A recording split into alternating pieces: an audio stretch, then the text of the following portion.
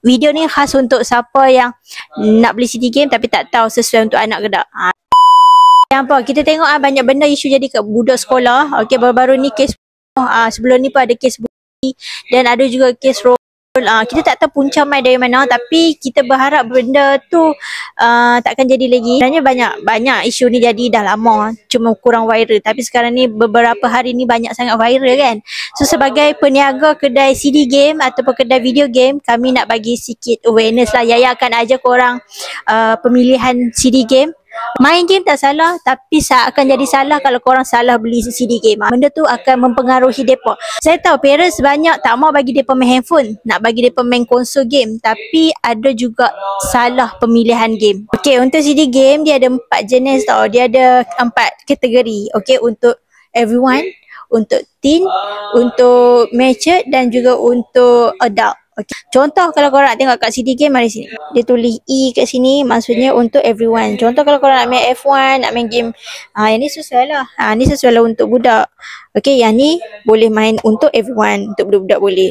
Ataupun korang boleh tengok nombor. Kadang-kadang dia datang dengan nombor-nombor macam ni tau. Dia tak ada simbol, dia tak ada huruf, dia ada nombor. So kalau nombor, korang tengok yang nombor 3 ni.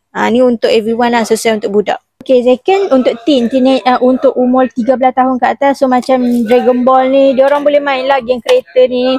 Okay, dia akan tulis 12 ataupun dia akan tulis teen terus macam ni. Ini untuk 13 tahun ke atas, sesuai untuk orang. Ni, yang ni saya memang jarang nak bagi parents beli untuk anak. Datang sini kita orang tak kisah. Korang minta kita orang suggest, kita orang apa yang paling mahal dia. Yang ni tak sesuai untuk budak. Ini banyak sangat unsur-unsur yang tak baik. Untuk umur 18 tahun ke atas. Okay. So kalau untuk anak darjah 6, tingkatan 1, tingkatan 2 pun saya tak suggest. Sebab isu baru-baru ni pun tingkatan berapa orang tu tingkatan 2. So tak sesuai juga. Okay, kalau korang tengok yang ni, dia tulis matured 18 tahun ke atas. Yang ni tak sesuai untuk budak-budak. Ayah-ayah tak apa. Ayah kalau beli buat sorok bawah bantai. Jangan bagi dia tengok. Ayah main waktu malam, waktu dia pelena. Okay.